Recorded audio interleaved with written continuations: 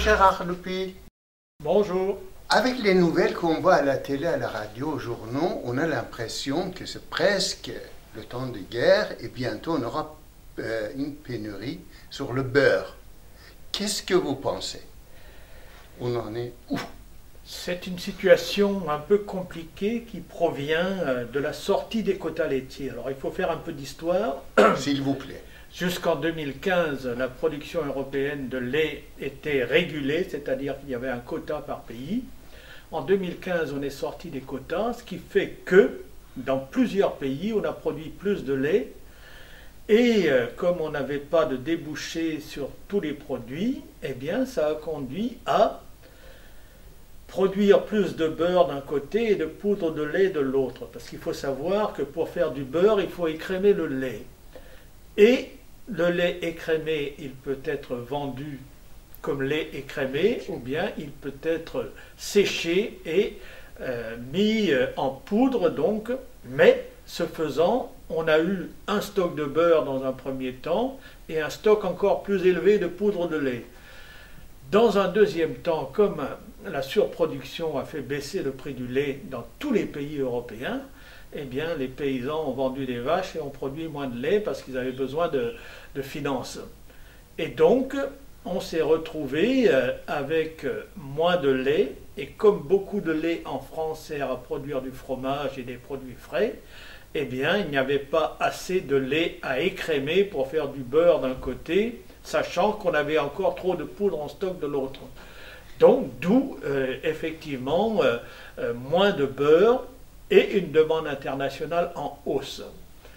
Voilà pourquoi, dans un premier temps, on a parlé de pénurie de beurre.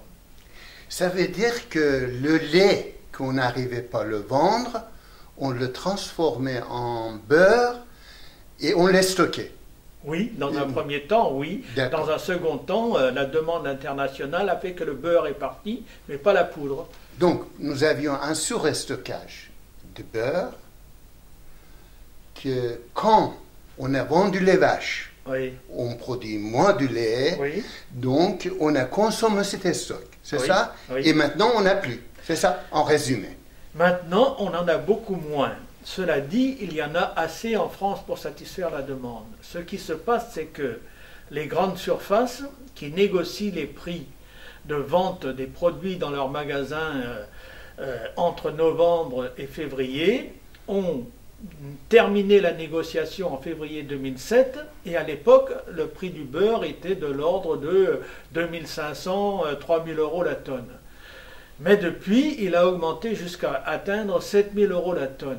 Et ce qui se passe aujourd'hui, c'est que les grandes surfaces qui avaient négocié des prix ne veulent pas augmenter le prix du beurre, malgré que ce prix est presque triplé. Donc, ce faisant, les laiteries leur disent, eh bien, on n'a plus de beurre. Et donc, comme il y a des débouchés à l'international, elles préfèrent sans doute le vendre à l'international et pas le brader dans les grandes surfaces. Si les grandes surfaces mettaient le prix, je pense qu'il n'y aurait pas de rayons vides dans les magasins. Ah, c'est ça qui nous explique les rayons vides dans le magasin. Oui. Donc, c'est pas la faute des paysans. Non, c'est pas la faute des paysans. C'est la faute du distributeur qui ne veut pas mettre le prix qu'il faut pour l'acheter. Oui, en sachant que le prix du beurre a beaucoup augmenté du fait de la demande internationale. Donc, comment on peut faire pour sortir de cette situation? Eh bien, on aurait dû en rester à la régulation qu'étaient les quotas laitiers, parce que avec un volume de produits par pays, on pouvait, si on voulait, augmenter la production de 3 ou 4% en fonction des besoins. Ça peut se faire d'une année sur l'autre, et garder les prix rémunérateurs pour les paysans. Mais, comme on a voulu tout libéraliser, eh bien, dans un premier temps, on a provoqué, je l'ai dit, une surproduction et donc un effondrement du prix du lait. Et dans un deuxième temps, eh bien, une production moindre de lait. Donc, la bonne mesure serait de faire ce qui se fait dans certaines régions. Je prends souvent cet exemple, mais c'est la production du fromage de Comté en Franche-Comté. Il y a un cahier des charges qui fait qu'on produit un fromage de qualité, et puis quand les débouchés ne sont pas là, eh bien chaque coopérative a un nombre de plaques pour produire un nombre de meules de comté. Et s'il y a un peu trop de lait par rapport au comté, eh bien on fait plus de beurre et de crème, et donc on écoule toute la production.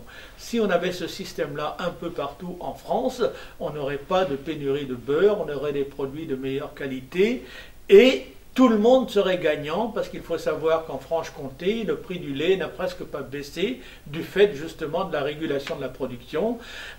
Les 1000 litres de lait en Franche-Comté, c'est de l'ordre de 460-470 €, alors que dans les autres régions, le prix des 1000 litres de lait, c'est autour de 340 €. Donc il y a plus de 100 € de différence sur le prix du lait, parce qu'il y a une régulation dans une production donnée. Et une grande partie des paysans aussi réclament ça. Oui, tout à fait, oui. Donc si on le suit, on aura toujours du beurre. Si on les suit, on aura toujours du beurre. Et ça ne va pas nous manquer. On n'a pas prévu de négocier ces choses-là dans le cadre des États généraux de l'alimentation qui se poursuivent jusqu'au mois de décembre. Merci beaucoup Gérard Lepuil. Donc je rappelle le titre de votre dernier livre, Devant l'urgence climatique, bousculons les politiques, d'édition de Croquant. C'est plus d'actualité que jamais. Merci beaucoup. À bientôt. À bientôt.